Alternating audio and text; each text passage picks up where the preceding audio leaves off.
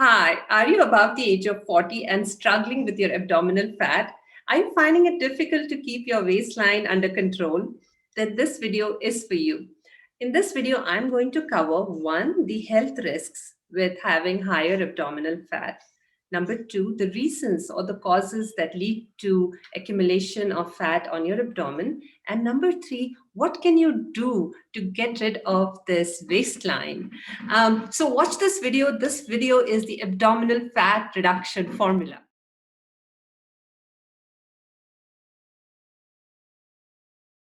People with higher amount of abdominal fat are at the risk of developing cardiovascular diseases. Many studies have shown that in women with higher abdominal fat, they have the risk of developing colorectal cancer. And in postmenopausal women, higher amount of abdominal fat has shown to increase the risk of breast cancer.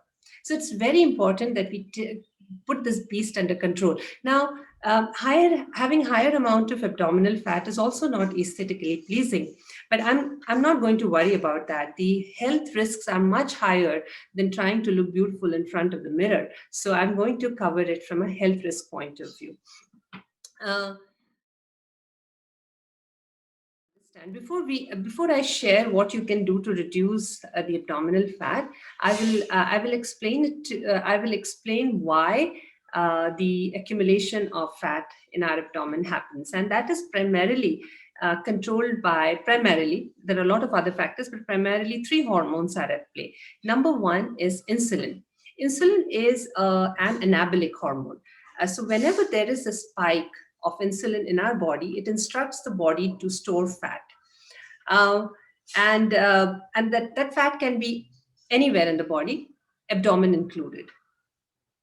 Number two hormone in play is cortisol. Cortisol is a stress hormone, and often in people who have higher levels of stress, either due to personal or professional reasons, they tend to store fat primarily in their abdomen. And number three is the hormone estrogen. Estrogen is a female reproductive hormone. Now, women tend to manage abdominal fat much better than men because of the support of hormone estrogen. But this support goes away after menopause. So after the age of 50, we do not have the support of estrogen, and that is when women start accumulating fat in their abdomen.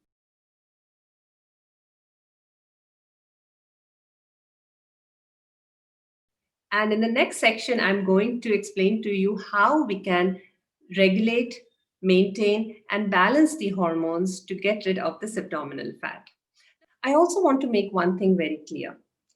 Till date, there is no magical pill, formula, or an exercise that can magically melt away your abdominal fat. So before you start doing those 200, 300 crunches, abdominal crunches, or start blowing away your money in those that flashy internet ads, which tells you that we will melt abdominal fat, listen to the next three steps I'm going to share with you. Reduction of abdominal fat needs us to build sustainable, healthy habits. That is what it is about. There is no shortcut to success. There is no shortcut to having a flat ab.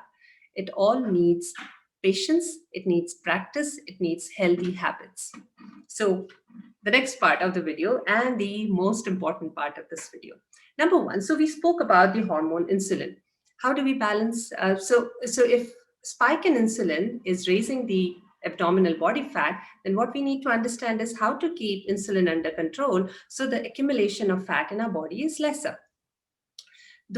And that is primarily done with food and exercise, a combination of food and exercise.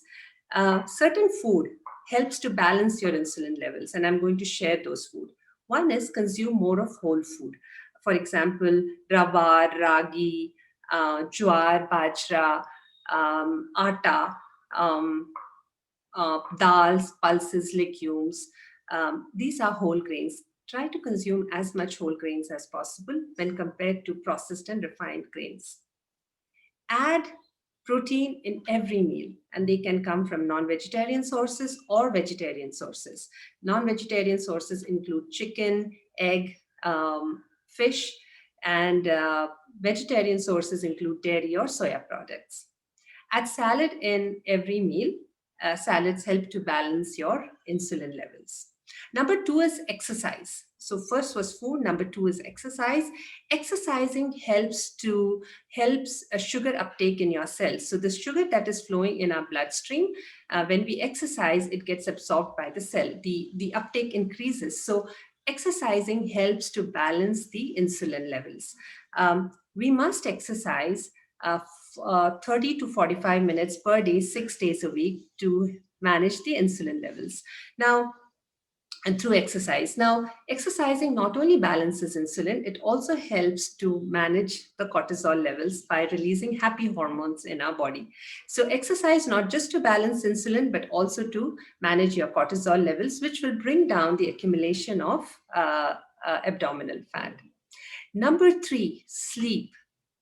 6 to 7 hours every day, and that is to balance your cortisol levels.